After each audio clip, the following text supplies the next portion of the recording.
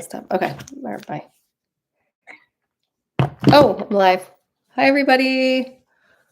Thanks all for joining. A little technical issues trying to get on here. I am not technically savvy at all, but here we are. Very excited to be doing this live. We got a lot of great questions that people wrote in, and hopefully some of you that joined will ask questions as well. I think it's just a really good opportunity to interact, have some face-to-face time, and get all these amazing questions answered. We had a range of things from fertility, career, life, relationships in general. Okay, so first question is, what made you start thinking about freezing your eggs? Okay, so for me, I met my partner, like, I don't even want to say late in the game because these are narratives that we were trying to dismantle. But I met my partner at 34, and probably a year or two into the relationship, I started thinking about my fertility. But at that time, which is like, 10 years ago, no one was talking as openly about freezing your eggs. So I only knew one other person that did it. I really didn't have much information on it. So I think I sat in thinking about making that decision for a couple of years. And one of the narratives I held after freezing my eggs, and a lot of the women that I've had on the podcast, is that we always wish we had done it sooner. But the reason I started thinking about it was because of my age. Also, I share openly that my partner and I, it took us a while to get on the same page and the same timeline for children. So I had a lot of anxiety around that timeline pressure. I was 37 at the time that I froze my eggs. So it felt like a very important decision for me. It was a very difficult decision. It was very expensive. I didn't have the money to do it. I had to put it on a credit card.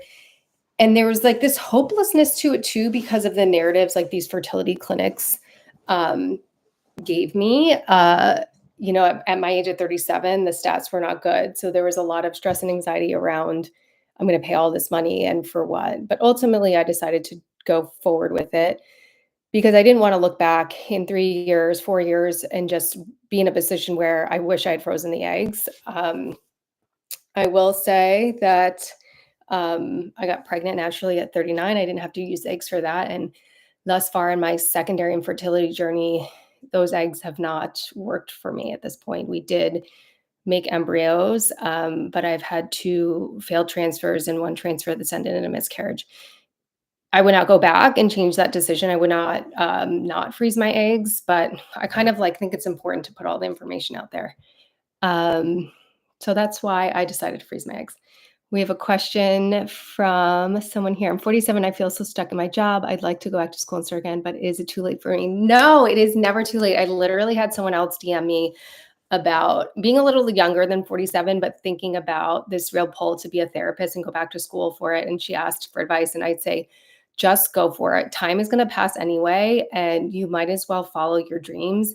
And really, school goes so quick. If it's a 2 years master's, you would be surprised how fast it goes. This is always something without even before kind of doing this work and dismantling societal timelines. I have an aunt that went back and became a lawyer in her 40s. And I was always just so inspired by her and that story. And I really believe that it is never too late. And we have one life to live, and we should do something we're really passionate about. I mean, I went back to school 3 times over before I found what I really loved. And so I just think it's just so much better to trace your dreams and trace your passions than to spend time in something that is not fulfilling you. So 47 is not too late by any means. I always love the posts and memes on social media of how old Vera Wang was, how old Martha Stewart was. And it's just a testament that we can do anything at any age. Okay, we have another question from Shelly. You give me hope with getting pregnant in my 40s. How did you handle when people pass judgment for being an older mom? Oh, that's such a good question. You know what I think is so interesting about that?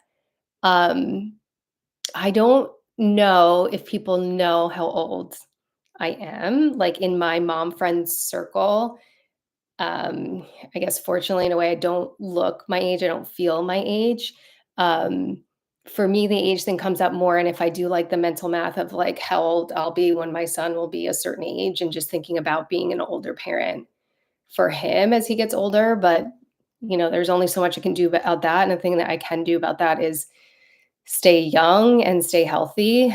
Um, but that's interesting. I have not directly gotten judgment for being an older mom, but I do see people pass judgment on social media for women being older mothers. And I honestly think it's such bullshit. Like everyone has their own journey, everybody has their own path. Sometimes being an older mother is not by choice, and sometimes it is. And everyone should just like mind your own business and like respect everybody's decisions and paths as long as it's not harming you. But that's a really great question. I think sometimes the judgment is more self-judgment. I think that's where it comes up more for me is like, again, not that I judge myself. I just, no, do I worry? I consider and think about being an older parent to my son because I always want to be involved. Always want to be active. I always want to be very engaged in his life. I have not run into an issue where I can't like relate to other moms because of my age. Not yet, but I'm sure, things will come up. Um, did you feel pressure from society or your industry to follow a certain timeline? Yeah, I think that's the whole point of why I started this podcast. I think all of us do. A lot of us do feel this timeline pressure and feel like there's societal expectations to reach these like things we deem accomplishments or milestones, particularly relationship, partnership, and career by a certain time. And I definitely felt susceptible to that because I felt a lot of ways by not, being single at 34. I felt a lot of ways about not being a mom when everybody else around me was being a mom. And I just think those narratives and those expectations are so loud and so heavy, and they cause so much stress and anxiety. So I definitely felt the pressure. I felt the pressure, eh, you know, I guess externally, but because we sort of internalize these narratives, we internalize these timelines, we internalize these societal expectation. There's a lot of internal pressure. There's a lot of internal judgment and narratives happening of like, how come I haven't met anybody? Am I ever going to be a mother? I'm running out of time. I'm behind everybody else. And then we start comparing with everybody else. So, I think what happens is because these ideas are so ingrained in us, we take them on as our own and then we judge ourselves. Um, okay, another great question. I've been looking into IVF. The cost alone is gut wrenching on top of the fact that I'm struggling with fertility. How did you plan out the financials without losing hope? Oh, I know it is such a fortune. And especially going through my secondary infertility, there's all these like ancillary costs that just also add up if you're doing, stuff, supplementary things to support your fertility that I've found so helpful, like supplementation and acupuncture and therapy. It's like those are all costs on top of medications, doctor's appointments, and treatment. And it really is such a barrier to fertility treatments. What I have learned is, and I hope this gives people hope, is that I have really learned to lean on more holistic functional medicine, more spirituality, more nervous system regulation. And those are things that don't cost a ton of money. Like literally, you can regulate your nervous system by going outside and putting your feet in the grass, and that does not cost any money. So, other narratives like the cliff is 35 or you can't get pregnant past 35 and that we only IVF is our only option to me is just also outdated and kind of bullshit. So if cost is something you're worried about, I do think there are other options and avenues to explore if IVF is not accessible to you. Um, I do hope that we're continuing to move in the right direction in that like companies are offering coverage.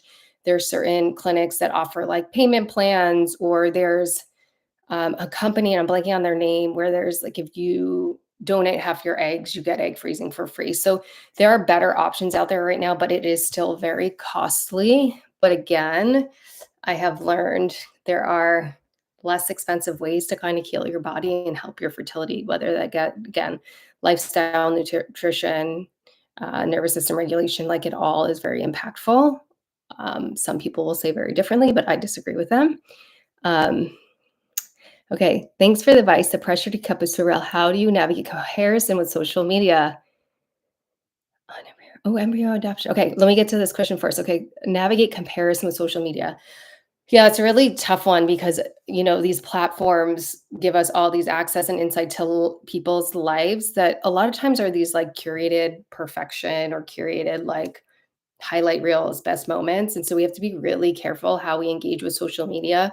What I've done sometimes, particularly for me, it's been very difficult. And I'll be very honest, like been very difficult to see other people's pregnancies announcements or to see someone further along in their IVF journey. And so what I've done for myself is just kind of mute those accounts if I'm not in the best headspace to see them. So I think there's a really great opportunity if you just feel yourself falling into comparison too much and you're opening the app and it's not feeling good for you, is just mute some of those accounts that are too hard for you to hear or set some boundaries on using social media. Like we literally can like endlessly scroll forever, and that is also so not good for our health. So thinking about boundaries on social media, I've had clients take the app off the phone and they notice like such a huge difference in how they feel without having the app there, because if you'll notice, it just is so like it's like you don't even think about it, you're just picking up your phone, you're automatically opening the app. So I would say think about some boundaries around using and engaging in the app and what you're looking at on the app that will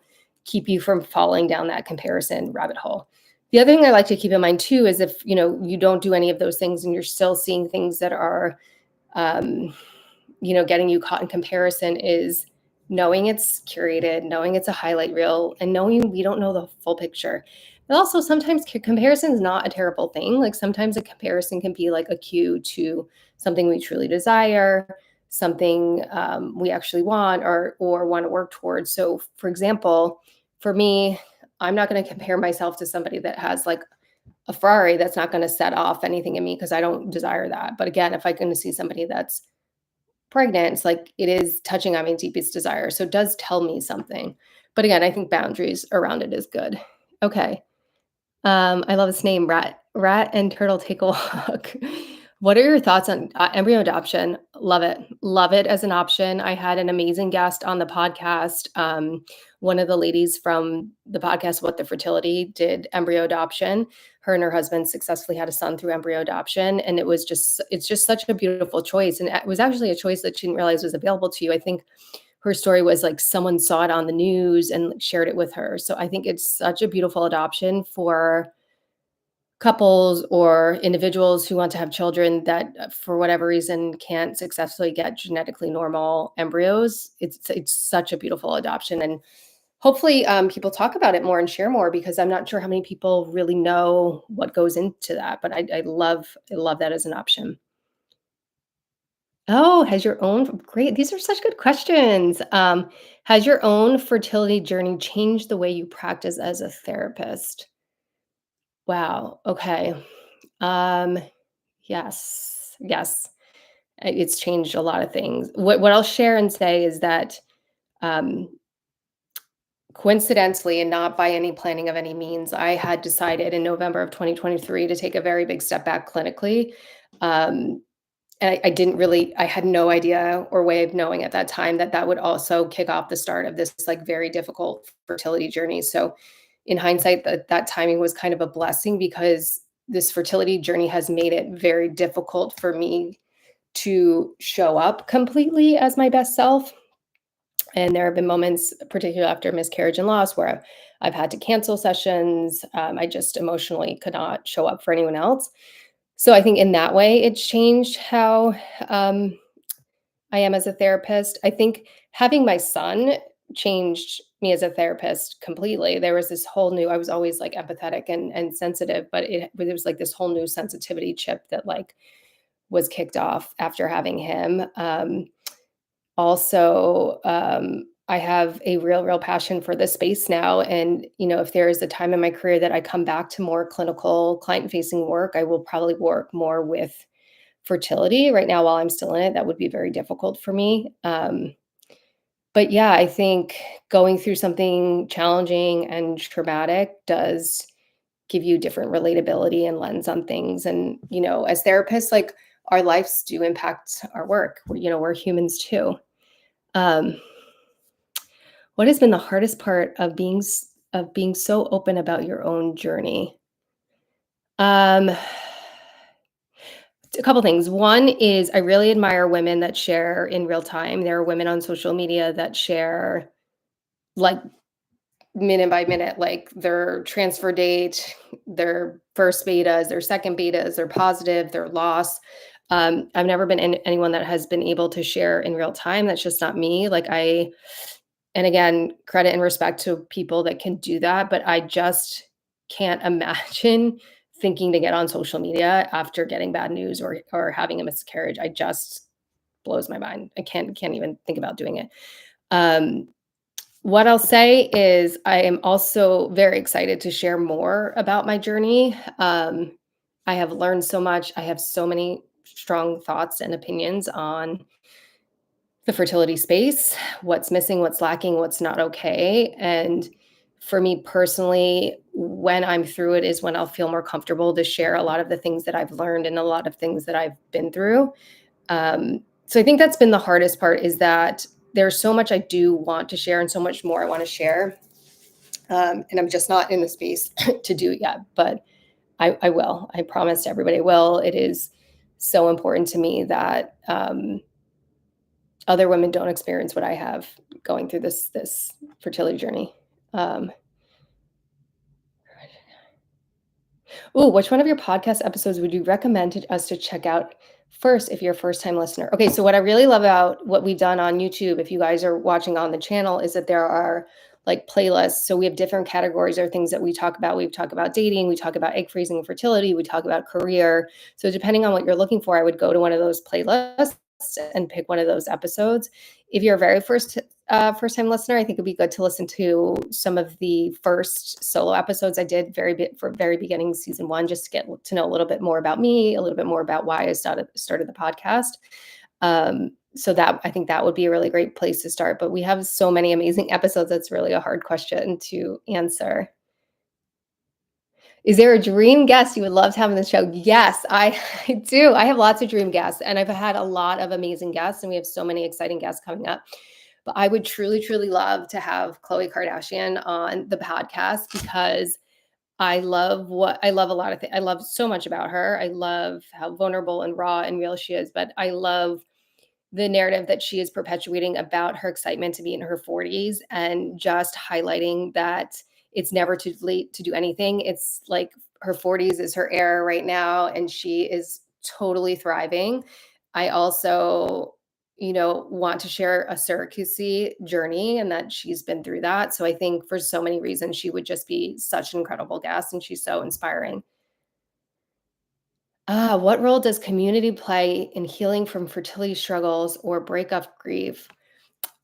I think community is huge, and I think that's also a very personal decision in the type of support that you need after going through fertility struggles, loss, grief of a breakup. For me personally, um, I kind of isolate after loss. It's just kind of how I've dealt with things, and then I sort of individually choose who I reach out to. And for me, after loss, it's been people that have also gone through miscarriage and loss because there's obviously that understanding and relatability there. I'm also part of a few amazing fertility communities, and that's always helpful. For me, I've found like I think with anything, there's boundaries around stuff because sometimes being in the communities where people are sharing, um, what they're doing, what they've tried, which can be helpful. It sometimes can be overwhelming because you kind of think, oh my gosh, I'm not doing that. Should I be doing that? So I think getting really clear on your support system, and that could look like community, or that could look like an individual or two. Um, what are your thoughts on age gap dating? Like if I'm 45, is it strange to date a 35-year-old? I don't think so. I think as we get older, that's the kind of the whole narrative and point, right? Is like age should not matter. Like age should not be the thing that dictates. I don't think it should dictate much. I don't think it should dictate where you think you should be in your career or if you should go back to school and start over. I don't think it should dictate your fertility. And I know people will like say very differently, but um, I'm living proof that that's just 35 is not true. And there's so many other women out there proving that wrong. I think you should date someone that makes you feel good and is a safe and secure person, whether it's they're 35 or 45. I don't think age really matters. That's my opinion. I think if like morals, values, life goals don't align, that would be the thing that would be the deciding factor for me more than age. What do you say to people who feel like they've wasted years on the wrong partner? That's a tough one, and that's a narrative that's come up so much in my therapy sessions with my clients, this idea of wasting time. I think I think a couple things. I think every life experience teaches us something. Every life experience is meant to be a part of our journey as a learning lesson, an opportunity to grow and understand more about ourselves. I also think we all need to offer ourselves a lot of compassion because I don't know one person that hasn't stayed in a relationship longer than they should. I mean, I've done it. I would say my relationship previous to the one I'm in now, I was in it 2 years too long, but I'm not gonna beat myself up over that. It's just how it unfolded and it's the timeline it took for me to get out of the relationship.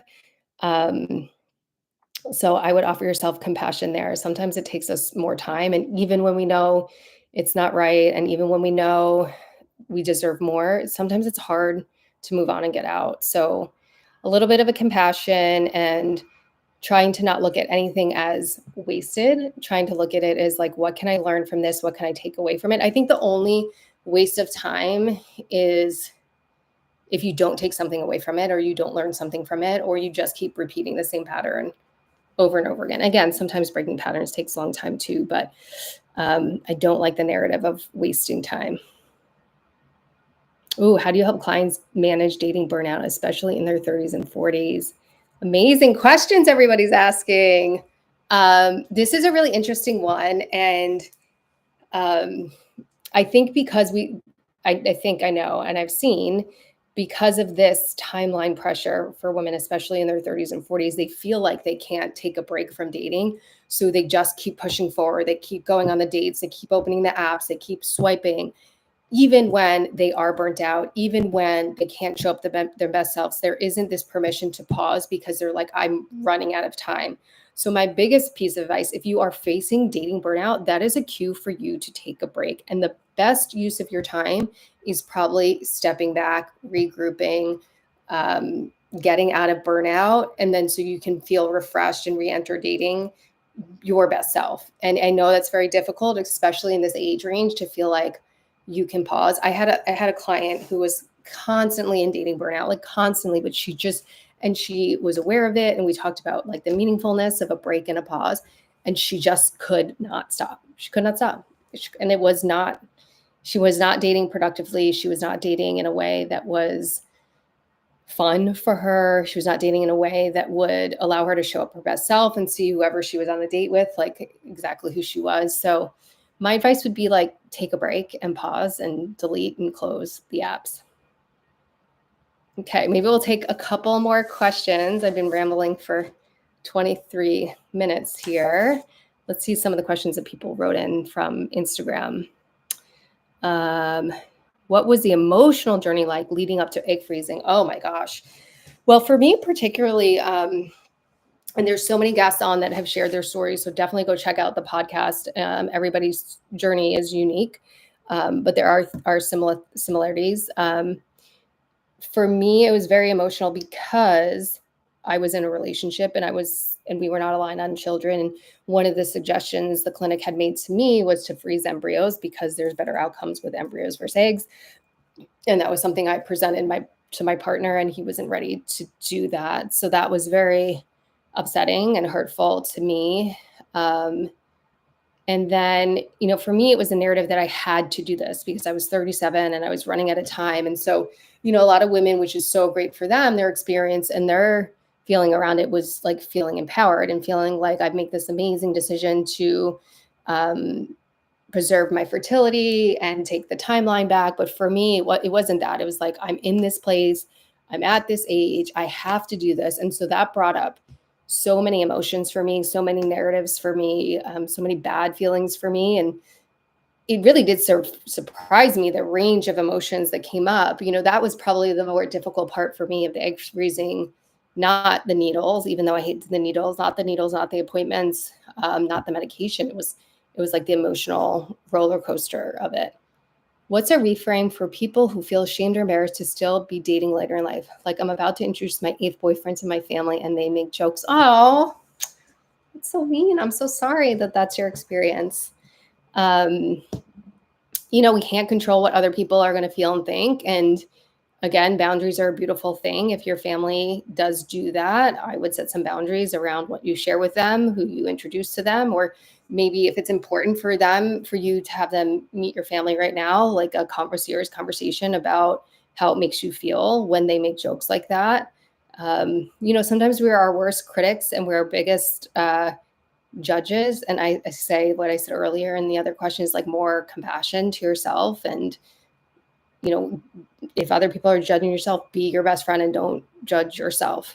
Like, this is kind of the situation that you're in. And I would say offer yourself love and compassion. And if other people are going to make jokes, set boundaries around it or tell them how it feels when they do that. I'm like really sorry. That's very unkind. That's the point, is like not everybody, it's not like these fairy tales of like you meet the guy, you get engaged, you get the perfect job and all the family works. It doesn't always work out like that. And we're so programmed to think that that's how it should be. We're programmed that way. Our families are programmed that way. So that when it doesn't look that way, there is criticism, there is judgment, and it's so unfair. And we need to like rewrite the script on all of it. Let's see. Okay, let's do a couple more. How can someone balance their career ambitions with their desire for a family? That's a good one. I think we all struggle to find balance, just period, in life. I will say for myself, the secondary infertility journey, and is literally having this conversation with my acupuncturist yesterday, is that I did not balance those things at all. In fact, I tried to go like full steam ahead with career and full steam ahead with fertility and fertility treatments, and it did not serve me well. And it was probably like over a year into the fertility journey with so much loss and so much failure that I'm like, what am I doing? This is not serving me. Like, I cannot do both things at like 110%. So something did have to give. And because for me, my priority is family building, like certain things had to give on my career, which is very difficult for me because I'm a very goal-oriented person. But I would say like get really clear on what your priority is and put that first. I think often when we try to do everything full throttle, which I think also we're kind of taught to do, is hustle culture, something gets sacrificed. And maybe it's not it's something gets sacrificed. For me, it was my health. For me, it was not supportive of my fertility journey to try to like do everything. So sometimes it's not an even balance. Sometimes it's like family building is getting 70% and career is getting 30%. And what I would say to you is that that's not a forever thing.